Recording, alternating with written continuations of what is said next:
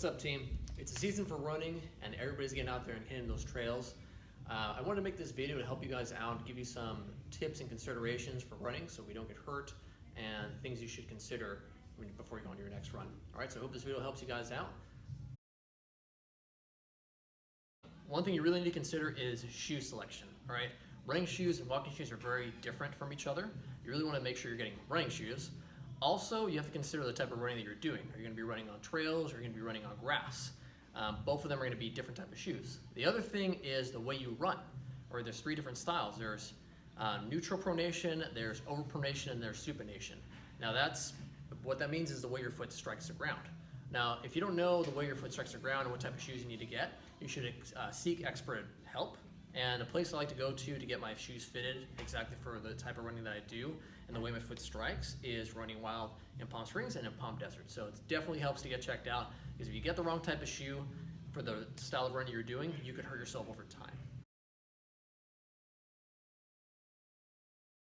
All right, team, so one really important thing that people neglect is warming up. All right, so we'll drive to the park, we'll put on our headphones, we'll put our keys in our pockets, and then that's the extent of our warm-up.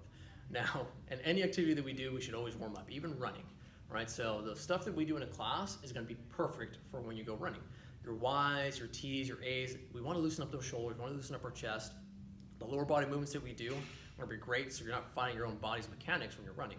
So definitely take the 5-10 minutes to warm up, loosen up your ankles, and then do some drills that we do in class like high knees and butt kicks. So that's just gonna help you out. You're not gonna be hurting when you start running, you're gonna be starting your run and you'll feel good. All right, team, so the next topic we're going to talk about is mile progression, how to add more miles.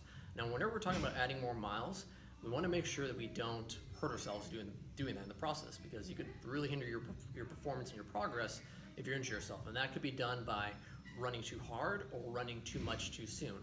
Both of those can affect you. So when you're starting out, you really want to consider running very little and just at a steady state. You don't have to go run a mile and run as fast as you can.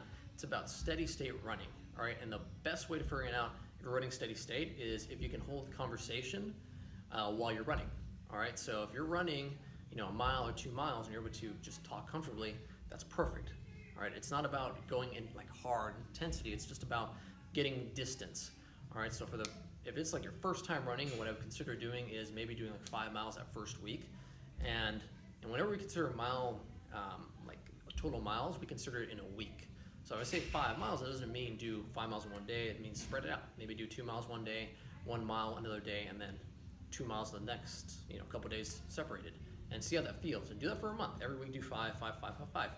The next month, try to get it up to 10. And I would taper it very slowly up to that 10 mark. I wouldn't just start, week 5 going from 5 miles to 10 miles. I would go maybe 7 miles. So I would go, week 5, I would go into that 7 miles. And then the next week, I'd maybe bring it down to 5 miles, and then bring it up to 10 miles that third week, and then bring it back down to 7 miles. And the next month progress like that, where it's tapered. It's not just, all right, I'm gonna do 10 miles every week for that full month, and then next week I'm gonna do 15 miles. That's a big progression. Take it slow and taper it out. Like there's no rush on doing this. It's better slow and steady in a steady state exercise. Another thing to consider that's gonna help you out on building those miles is running with somebody. Right, getting somebody who's relatively the same pace is going to make it easier and keep your mind off of that running. It could be pretty redundant if you're running and you get bored. It's always going to be better if you're running with somebody. It just makes the time go by faster. And also, we were talking about that steady state exercise of that talking. If you're both talking to each other, you're perfect. You're in the clear. You can build up those miles, and you can analyze where you're both at by just simply having conversation.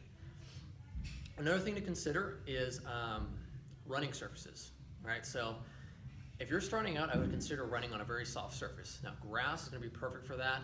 I wouldn't run on pavement because the compounding forces are gonna really affect your joints. When you're starting out running, once again, you wanna really start slow and let your joints and ligaments adapt to it, because you might feel like you can run a far distance and your cardiovascular system is gonna adapt faster than your muscles and your joints and your ligaments are. So you really wanna consider, if you're running, you might be able to go further cardiovascularly, but your joints and your ligaments may not be able to sustain those compounding forces. So you really want to run on a soft surface, and once again, build it very slowly. Now, it's going to be a little bit different for a veteran runner, somebody who runs seasonally, who's run who's gone a lot more miles on their runs, you don't have to progress very slowly. If you've gone from running 30 miles in a week, and in a season, like every week you would run 30, then I would say maybe start at like 15, maybe start at 20 and feel it out and just go for long, steady runs. You don't have to go like 5 miles every time, 10, 15, 20, because by the time your season's done and we're running and it's hot outside, you finally got to where you were at. The goal is to progress from where we are. So you really necessarily have to build up from the very, very beginning of 1 to 5 miles. Just kind of feel it out a couple runs in a week, and then maybe dial back a little bit, or maybe add a little more depending on how you feel. It's really about, if you feel good, then you're good. If you're hurting and your body's struggling to recover after these runs, you might want to ease back a little bit on those runs. All right, guys, so I hope you found this video helpful. If you do have any questions, put them in the comments below, and also make sure you like the video. All right, guys, have a great day.